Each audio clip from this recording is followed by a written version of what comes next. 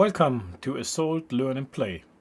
Let us start with Part 1, Chapter 1, 3 and 4 from the Rulebook version 2.0, covering now all the game components.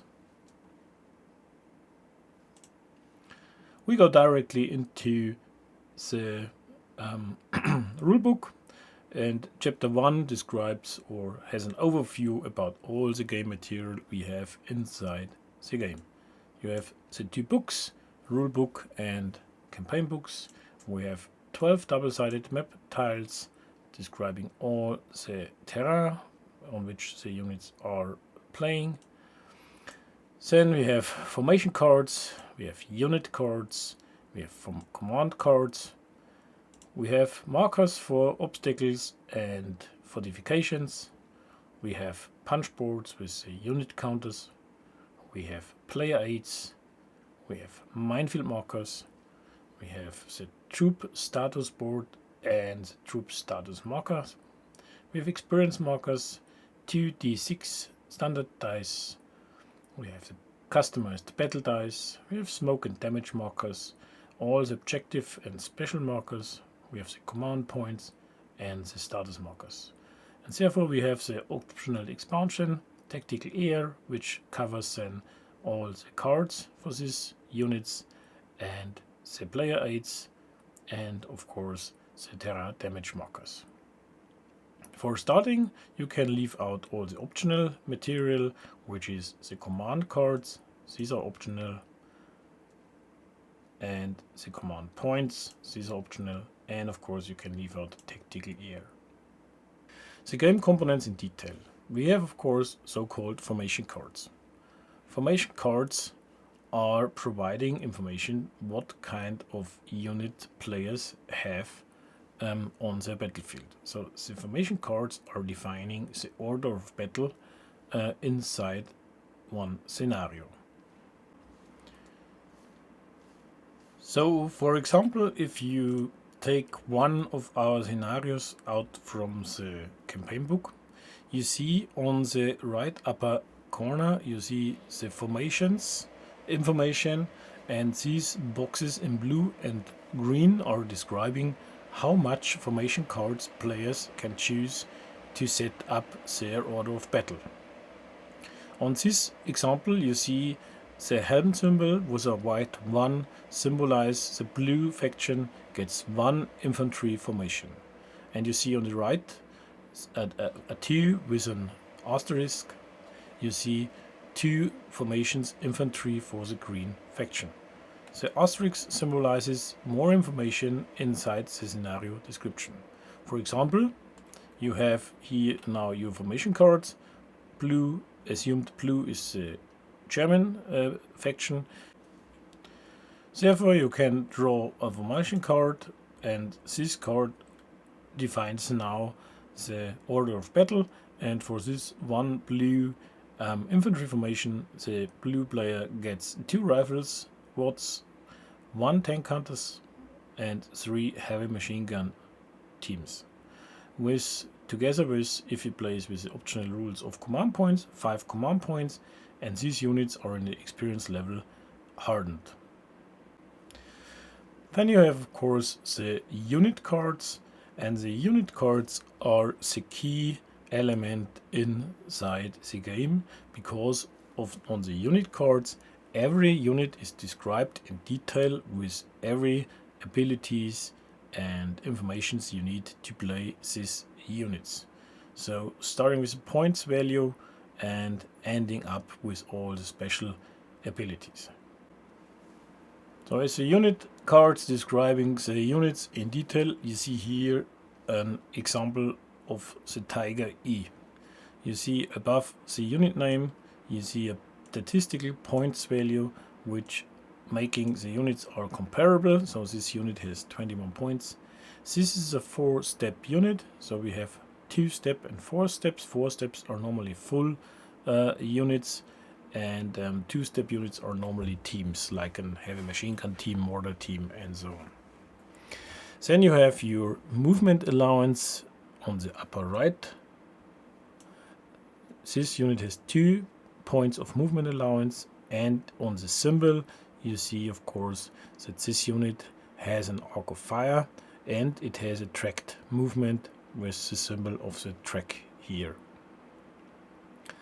Then you have a picture of this unit, which is the same picture on the unit counter, and you have the defense information of this unit.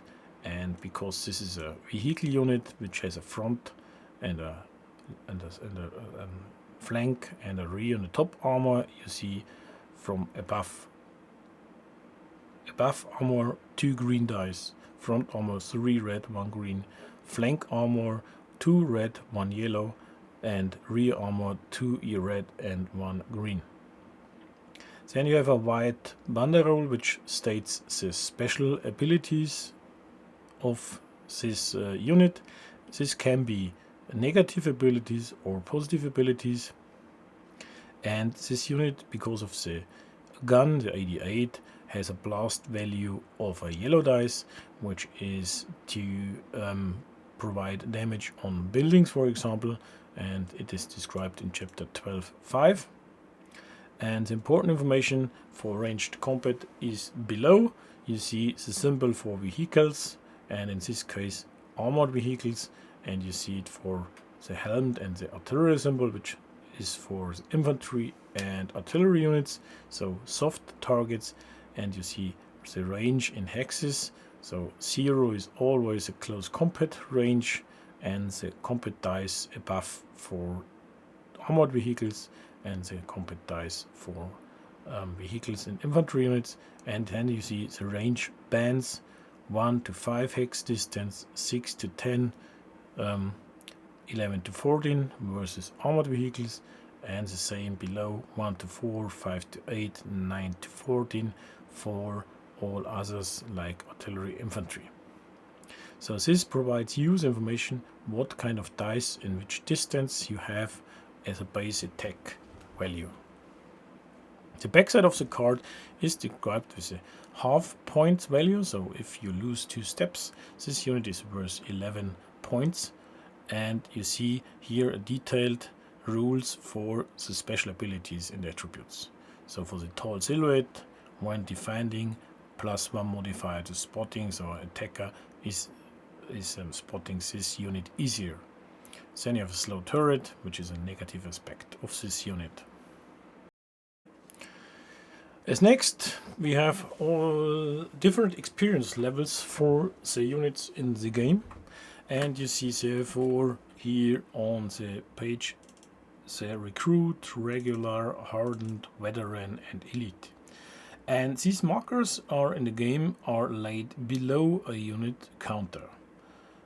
So I want to show this up, assuming this Panzer 3J has an elite starters, depend on the formation card of course. Then it put below, and you see on the right, on the red information, this is an elite unit. And elite says of course this unit ignores suppressed symbols, but the effects are accumulated. So this unit gets a blue defense die, and if it attacks, it gets a blue attack die extra, plus this ignores suppressed symbols. So if a unit has no special experience level, which is regular, so no marker is needed, but if the formation cards states an experience level, just takes the marker, it puts them down to set units, and you can see if it gains an effect. The unit counters are double-sided, and you see different unit counters here. I will show up in the tabletop simulator, and you see of course a tank unit which is aligned with the arc of fire to the hex vertex here, because it has an arc of fire, and such units are always aligned to the hex vertex when are used. Different to that is infantry, for example. This unit has no arrow here, so this has 360-degree arc of fire. You can place them how you want in the hex. They have always 360 degree.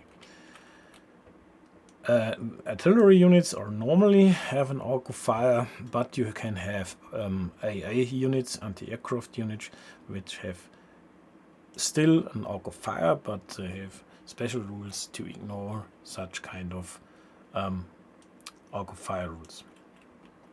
And we have somehow fire teams like this Cal 50 machine gun. So the difference is this unit is a two-step unit. You see it when it get loss 50%. You flip this counter and you see the step only one step left instead of a full squad like the rivals. This is a four-step unit. If they got 50% loss, this unit is flipped and you see a remaining two steps for this unit. So this is how the markers are looking like. And of course, if you repeat this logic with the tank, is a four-step unit. You see it on the unit card. Therefore, if it halved, it got flipped to remaining two steps. So all the units are controlled and activated by status markers, and therefore you can find a lot of different status markers in the game. I have shown up them here all together. These are double-sided markers, so you have you have action markers like a normal action, fast action, dig in, fall back, but also status markers like a unit is hidden, it is in ambush mode, or it's firing, which is also an action. And these are double-sided, so you can flip them, of course. And I will describe, of course, all the action and status in detail in later parts of the Learn and Play videos. So I skip all the detailed descriptions now, but you can find information about these kind of actions and markers on the player aid for player actions. Therefore, you have, of course, all the informations and on this sheet, and you can read, and you have the link to the chapter inside the rulebook. Also, you have a summary as described in the table of content chapter. Here's a summary description about all the action and status markers. So just take a look in and learn about these markers. Again, I want to feature this inside when I show the examples how this game is working in detail. Same thing with the battle dice. We have four different colors of battle dice, and they are looking like here. So these are different battle dice, and you see in the rulebook the information about the statistics of the dice. If you go to chapter 10.7, you see here a table how strong and how much symbols are on the battle dice. I will go in details there when we are resolving combat. So player aids, we have a different player aids. I can show them up inside the tabletop simulator, and you have the important player aid, the terrain chart, of course. Therefore, every attribute of the terrain is described in detail here. You see the terrain defense modifiers for different unit types. You see the movement costs. You see the vehicle damage, the loss modification, and the elevation, and special rules in the footnote. So we will go in detail in when I describe the rules for movement and ranged fire. You have a fortification chart describing all the fortifications, how they work, and getting some summaries out of the rulebook, like minefields, experience levels, to have it on the hand. And you have on the back side here a close combat aid featuring the process how to deal with the close combat actions. Then you have a ranged fire aid for the attacker on one side, and on the back you see, of course, the ranged fire aid for modification to defense dice. So just use this kind of step-by-step process to do not forget any modifier on your ranged fire. Really helpful thing. And of course we have a force player's aid covering the player actions, so players can have it in hand and see, oh, what I'm able to do with my units and how this works in detail, or what is the effect of this kind of action. And last but not least, we have, of course, for the optional expansion, off-board artillery support player aids. Therefore you can use this to perform this kind of support, off-board artillery, and on the other side tactical air support rules. I will skip the campaign book because I wanted to perform a learn and play session how to set up a campaign, and then we are talking about the campaign book. The scenario map tiles is described short, so you have a hex map tile, of course, with marked with hexes, and important is to know that every hex has a center point, which is important, providing information about line of sight. And you have the hex vertex, which is important to determine the facing of artillery and vehicle units. I have shown it up here with the tank before. So you have your dot, which covering the line of sight. So if you want to measure the line of sight, then you always draw it from the center dot of a hex. And of course the arc of fire of units, if a unit has somehow this green, or if it's halved a red arrow, and this is to be aligned to the hex vertex. That's for the map tiles.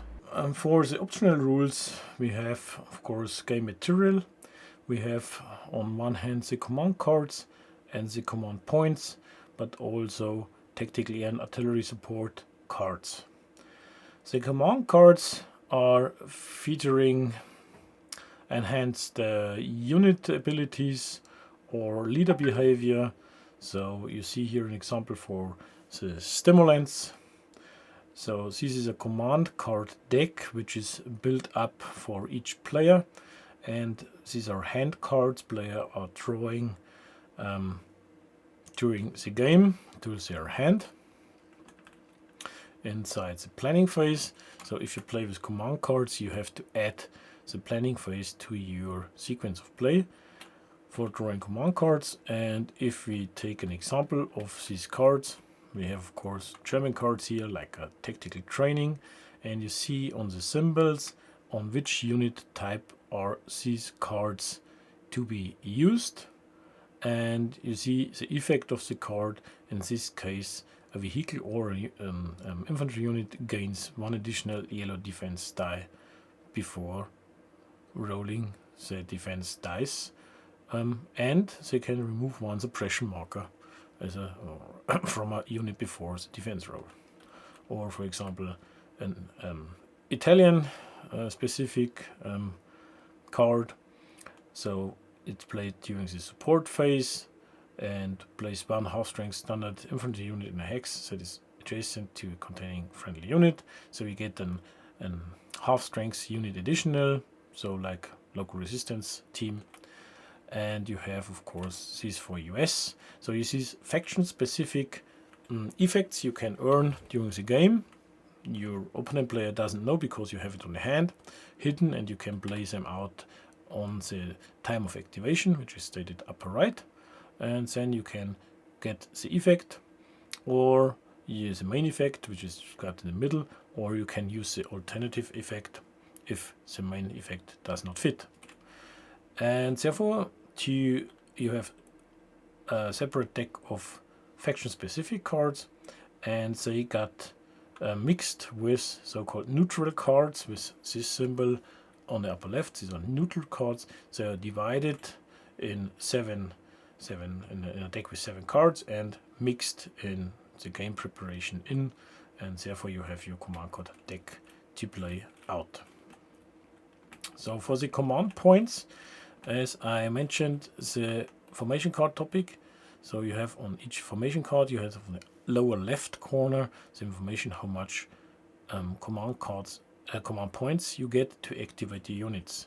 So this freshens up the gameplay by activation points.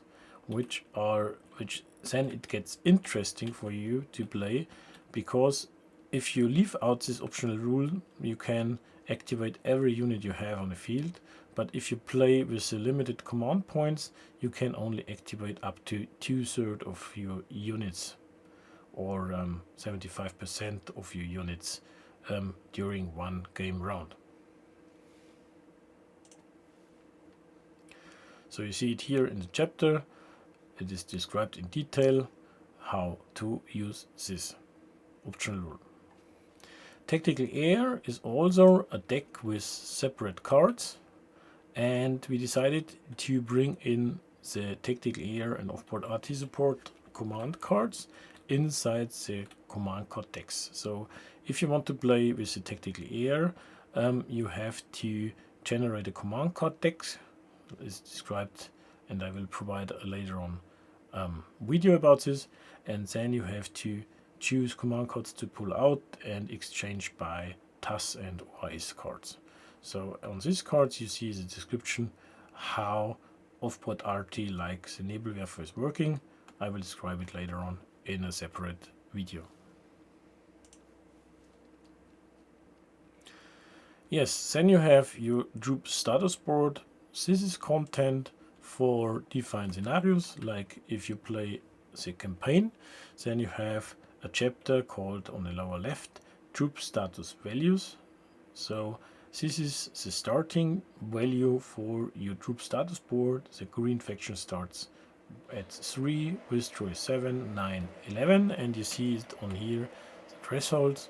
You have separate marker putting on the troop status board, which are then the starting values, and during the combats these values are changing and influencing your game. I will feature this, of course, when we start playing the campaign. Then you have Minefield Markers, Terrain Markers, Damage Markers for Terrain, and Tactical Air and Offboard RT support cards. Show up this how they look like. So you have Minefield Markers for anti-personnel mines, anti-tank mines, and of course dummy mine markers.